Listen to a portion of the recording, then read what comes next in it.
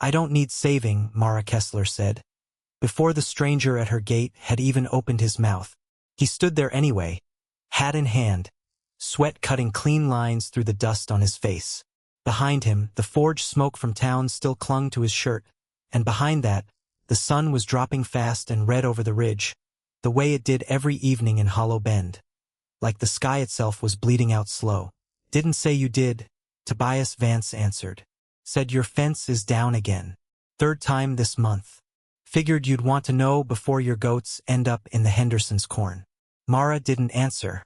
She looked past him at the broken rail, splintered clean through, and something in her jaw went tight.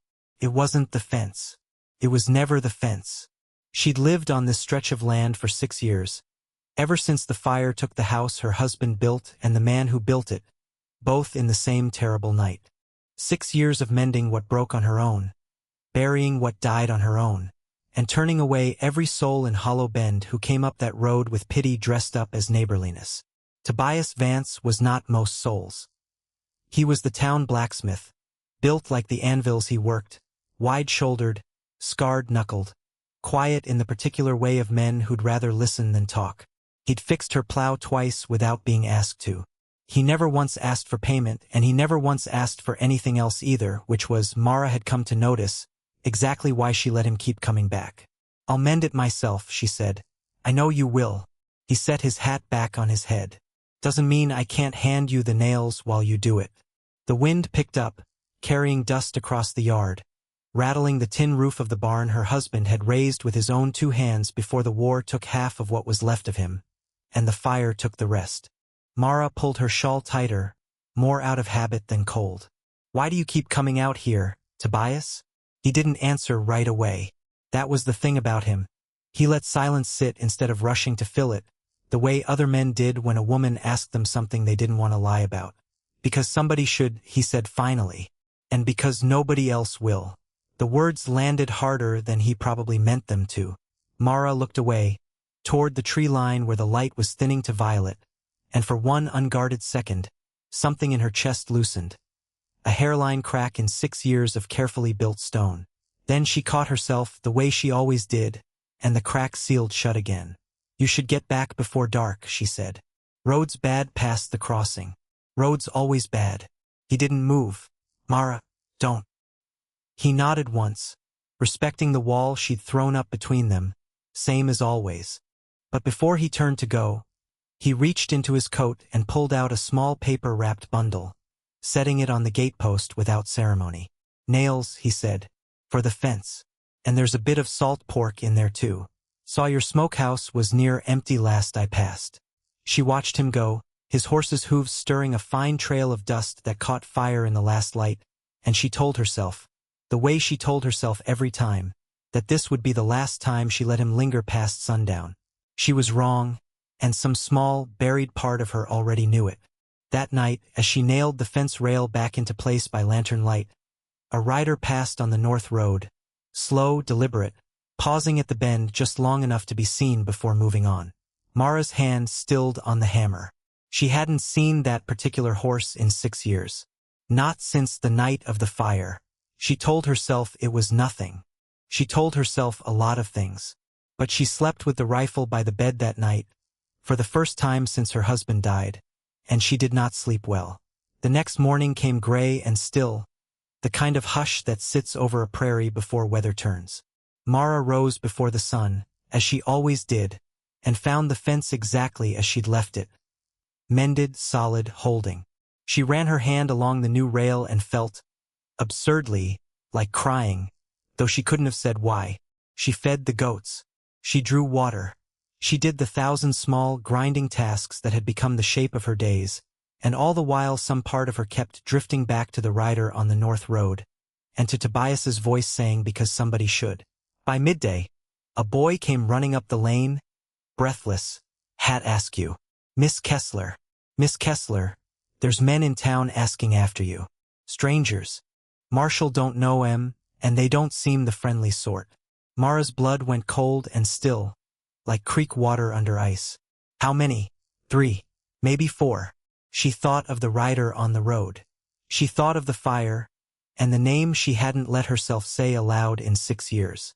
And she thought, unwillingly, of Tobias Vance's broad hands setting nails on a gatepost, and the way he'd said don't need saving back to her like he already knew she'd need it before the week was out. By the time Tobias heard about the strangers, they'd already been in Hollow Bend 2 hours, drinking slow at the saloon, asking careful questions that weren't careful enough to hide their meaning. Where's the Kessler widow live? Does she keep to herself? Does anybody watch that road? He didn't like the shape of it. Men who ask where a woman lives without saying why are rarely bringing good news. He found the marshal first, old Purdy, half-deaf and twice as stubborn, who waved off the concern with the easy dismissal of a man who'd seen 40 years of drifters pass through without incident. Probably cattle buyers, Purdy said, or bounty men chasing some fool 3 counties over. Not our business, Tobias.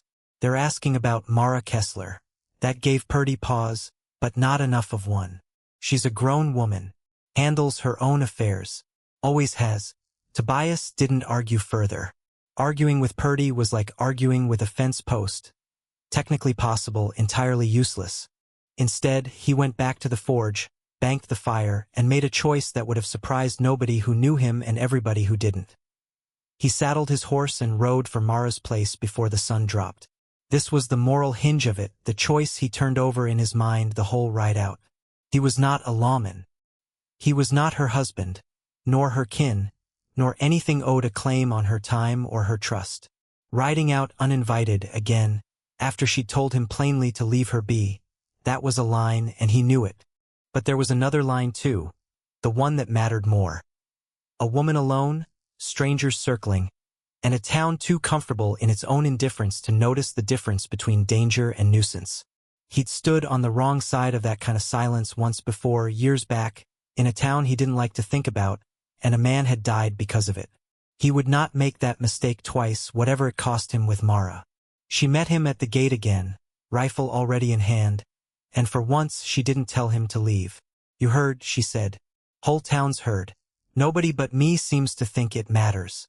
Something flickered across her face. Not gratitude, not yet, but the recognition of it. She lowered the rifle a fraction. There were 4 men. 6 years ago, the night my husband died. Tobias went very still. The fire wasn't an accident. Her voice was flat, controlled. The voice of a woman who had said this only to herself, in the dark, for 6 years, and never once out loud. He owed money to men who don't forgive debts kindly. I always suspected. I never had proof, and proof doesn't much matter to men like that anyway. And now they're back. Now they're back. She looked at him, hard and searching, like she was deciding something important. You should go home, Tobias. This isn't your fire to stand in. Maybe not. He dismounted, slow and deliberate, giving her every chance to tell him no. She didn't. But I've got a forge full of iron and a barn strong enough to hold a man overnight, if it comes to that. And I've got 2 working hands that know how to swing something heavier than a hammer, if it comes to that too. Mara's throat worked. Why would you put yourself in the middle of this? He thought about lying, about giving her some easy answer about neighborliness or duty. Instead he told her the truth, plain as the iron he worked. Because I've watched you carry this whole valley on your back for 6 years, alone, and never once ask anybody to help you carry anything. And I think if I ride away tonight and something happens to you, I'll spend the rest of my life wondering if I could have stopped it and didn't. The wind shifted, carrying the first cool breath of evening, and somewhere down the lane a dog began barking, sharp, urgent, the kind of bark that meant riders on the road. Mara's hand tightened on the rifle. They're early, she whispered. Tobias followed her gaze to the dust rising at the bend. 3 shapes emerging from the fading light, unhurried, certain of themselves in the way that only truly dangerous men ever were. Get inside, he said. Bar the door. And you? He didn't answer. He simply stepped forward, placing himself between her and the road, and for the first time in 6 years, Mara Kessler did not stand entirely alone. The 3 riders came on slow, the way men come on when they already believe the outcome is settled. Dust rose gold-brown behind them in the last light, and the sound of hooves carried across the flat like distant thunder that never quite arrived. Tobias counted them as they closed the distance. 3 visible. Mara had said for 6 years back. That meant one was somewhere he couldn't see, and that thought sat in his gut like a swallowed stone. The lead rider reined up 20 feet from the gate. A lean man with a face like weathered leather and eyes that gave away nothing. "Evenin'," he said, tipping his hat with mock civility. "Lookin' for the widow Kessler. Understand this is her place." "You understand wrong," Tobias said. "This is my place. She's visiting." The lie was thin and both men knew it, but the lead rider let it pass for now, his gaze sliding past Tobias to the darkened windows of the house. "Blacksmith, ain't you? Dance. Heard of you. Didn't take you for a man who involves himself in other folks' business." "Learned better," Tobias said. The rider smiled, thin and cold. "Man's debts don't die with him." Her husband owed a considerable sum to people who don't forget considerable sums. "We're here to collect what's owed, one way or another. Nothing personal in it. Man's dead 6 years. Whatever he owed, he paid the only coin he had left. Fire don't settle accounts." The rider's hand drifted, casual as breathing, toward the pistol at his hip. "Widow's got the land. Land's worth something. We'll take that, or we'll take her word she's good for the debt some other way. Either suits us fine." Behind Tobias, the door creaked. He didn't turn, didn't dare take his eyes from the men in front of him. But he heard Mara's voice, steady despite everything. "I have nothing that belongs to you." The lead rider's smile widened. There she is. What happened next unfolded in the space of a few violent heartbeats. The rider on the left spurred forward, going for Mara around the side of the house, and Tobias moved without thinking, closing the distance and driving his shoulder into the horse's flank hard enough to spook it sideways, throwing the rider off balance. A fist came down against his jaw, sudden, brutal, tasting of copper, and he answered it with the only weapon he had on him, the iron fence-mending hammer still hooked to his belt, swinging it up and catching the man's wrist before the pistol could clear its holster. The gun went off anyway, wild, the shot cracking into the dark and sending the goats screaming in their pen. Mara didn't scream. She stepped out onto the porch with her husband's old rifle raised, hands steadier than they had any right to be, and leveled it at the lead rider still mounted by the gate. "Call them off," she said, "or I put a bullet through you before your man reloads." For one long, breathless moment, nobody moved. The wind carried the smell of gunpowder and dust and the copper tang of Tobias's split lip. Somewhere behind the barn, a fourth shape detached itself from the shadows. The man Tobias had feared, the one they hadn't counted, moving low and fast toward the house. "Tobias!" Mara's warning came a half-second too late. The fourth man slammed into him from behind, driving him hard into the dirt, and the world narrowed to fists and dust and the desperate, animal work of staying alive. Tobias caught a blow across the temple that set the sky spinning, tasted blood, and for one terrible instant thought he understood exactly how the fire 6 years ago must have felt from the inside. Sudden, consuming, impossible to outrun. Then the rifle cracked again, close and deafening, and the weight on top of him went slack. Mara stood at the porch rail, smoke curling from the barrel, her face white as bone but her hands finally, terribly still. The lead rider looked at his fallen men, at the widow who had just proven herself entirely capable of finishing what she'd started, and made the calculation men like him always eventually made. "This ain't over," he said, gathering his reins. "We'll be back with more than 3. He rode into the dark, the sound of hooves fading like a held breath finally released, and left behind him a silence so complete that Tobias could hear his own heartbeat hammering against his ribs. Mara knelt beside him in the dirt, hands hovering over the blood at his temple, and for the first time since the fire, her composure broke entirely. "You could have died," she said, voice cracking, "because of me, because of my husband's debts." Tobias caught her trembling hand in his. "Wasn't your fire to burn in alone," he said. "Wasn't mine either. But here we both are." She cleaned the wound at her kitchen table by lamplight, her hands finally steady again, though her eyes weren't. The cut above his temple wasn't deep, but it bled with the stubbornness of all head wounds, and she worked in silence, pressing a clean cloth to the gash with a gentleness that surprised them both. "You didn't have to do that," she said finally. Already told you why I did. I mean the hammer. Fighting a man twice your reach with a fence tool. A ghost of a smile crossed her mouth. There and gone. Reckless. Effective, he corrected, and winced as she tightened the bandage. She sat back, studying him in the lamplight. The split lip, the bruise already purpling along his jaw, the steady, unbothered way he bore it, like pain was simply another kind of weather to be waited out. Something in her chest ached, unfamiliar and unwelcome. Why does a man like you not have a wife? She asked before she could stop herself. Waiting supper for you, worrying over you coming home late. Tobias was quiet a moment, turning the cup of water she'd given him in his scarred hands. Had someone once, before I came to Hollow Bend. She didn't care for the kind of man who runs toward trouble instead of away from it. He shrugged, though it clearly cost him something to say it lightly.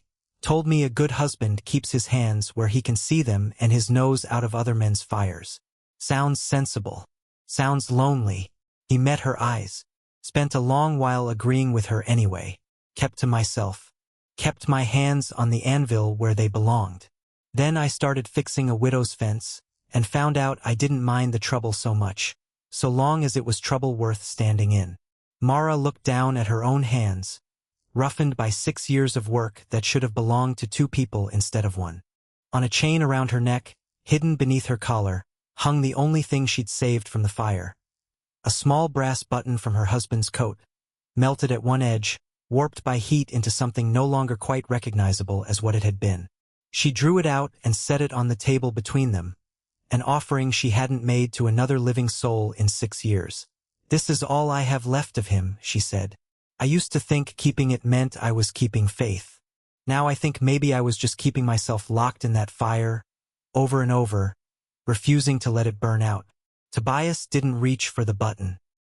He reached for her hand instead, resting his palm over hers, warm and rough and entirely without demand. Scars mean it lived, he said quietly. Doesn't mean you have to keep bleeding from it. Her breath caught. For 6 years she had built walls out of grief and called them strength.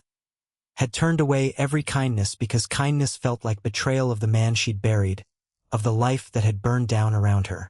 But sitting here in lamplight with a man who'd bled for her tonight and asked for nothing in return, she felt those walls shift for the first time.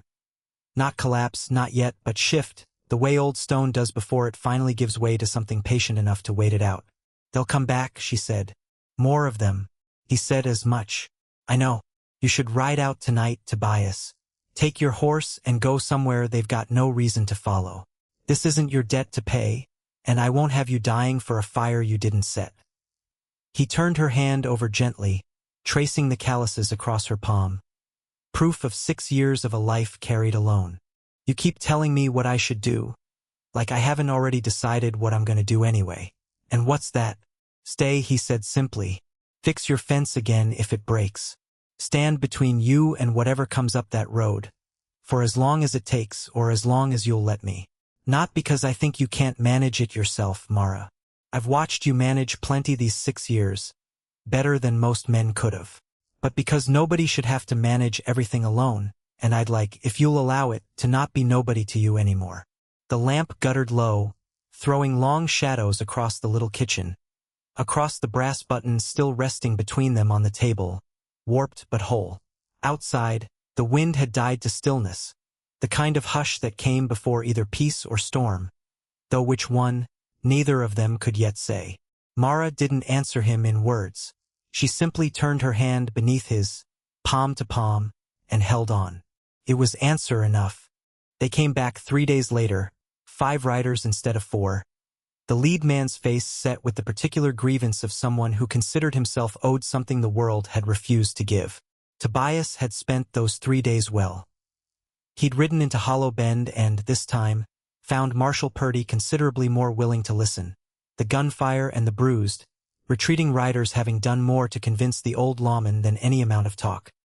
He'd also spoken to Hendersons and the Millers and old Ruth who ran the mercantile and found, to his quiet surprise, that a town which had let Mara Kessler carry her grief alone for 6 years was not, in fact, indifferent to her, only unpracticed at being asked to help.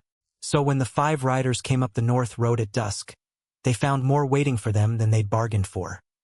Tobias at the gate, Marshal Purdy beside him with a shotgun and a badge finally worn like it meant something, and half a dozen neighbors positioned along the fence line, armed with nothing more than resolve and the simple, stubborn refusal to watch a decent woman be preyed upon twice in one lifetime. The lead rider pulled up short, his calculation visibly souring. "This is town business now," he said.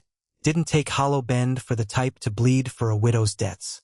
"Debt's dead," Purdy said, voice carrying flat and final across the yard. "Died with the man who owed it. You've got no legal claim here, and after what happened 3 nights back, I'd say you've got even less of a welcome. Ride on or ride into a cell. You're choosing." For a long moment, the rider weighed the odds. 5 against a fence-line of armed, unified townsfolk, no longer the easy, isolated target he'd expected. Whatever ledger he kept in his head, it came up short in his favor. "Ain't worth the trouble," he muttered, and spat in the dust, before wheeling his horse back the way he'd come. The others followed, and this time they didn't look back. Mara watched from the porch, rifle lowered but not forgotten, and felt something loosen in her chest that had been clenched tight for 6 long years. Not relief exactly, though there was relief in it, but something larger. The recognition that she had, without quite realizing when it happened, stopped standing entirely alone. That evening, after the neighbors had drifted home with quiet nods and the particular satisfaction of men and women who'd done right by someone, Tobias found her by the mended fence, running her hand along the new rail the way she had that first morning, 3 days and a lifetime ago. "Debt's settled," he said. "For good this time. Some debts you can't pay off in silver," she said. "You already know that, though." He came to stand beside her, close enough that his shoulder brushed hers, and for once neither of them stepped away. "I got a house in town," he said. "Small. Sturdy. Built it myself, brick by brick, same way I build everything, slow and to last. Been living in it alone a good long while now." "Is that an offer, Tobias Vance, or an observation?" "Bit of both, I expect." He turned to face her fully, and in the fading light she saw, for the first time, not the careful blacksmith who kept his hands to himself, but a man who had decided, deliberately and without regret, to stop doing that. "You've lived alone a long while too, Mara. Longer than you needed to, I think, though I understand why. But you don't have to anymore. Not unless it's truly what you want." She looked at the brass button she still wore beneath her collar, warped but carried, a piece of her old life she would always keep, and then she looked at the man beside her, offering not to erase that life but to stand alongside whatever came next. "No," she said softly. "I don't suppose I do." She took his hand. Not out of need, not out of fear of what might come riding up the North Road again, but simply because, after 6 years of carrying everything alone, she had finally found someone worth setting some of it down beside. Years later, the children of Hollow Bend would grow up knowing the Vance Forge as the sturdiest, busiest building in town, run by a blacksmith and his wife, who mended fences and iron alike with the same steady, patient hands. Few of them ever heard the whole story of the fire, or the debt, or the 3 riders who never returned. But those who did would remember one detail above all. That on the mended fence rail at the edge of the old Kessler land, 2 sets of initials were carved deep into the wood, side by side, weathered by seasons but never worn away. Proof, if anyone needed it, that some scars simply mean a thing survived and kept on living.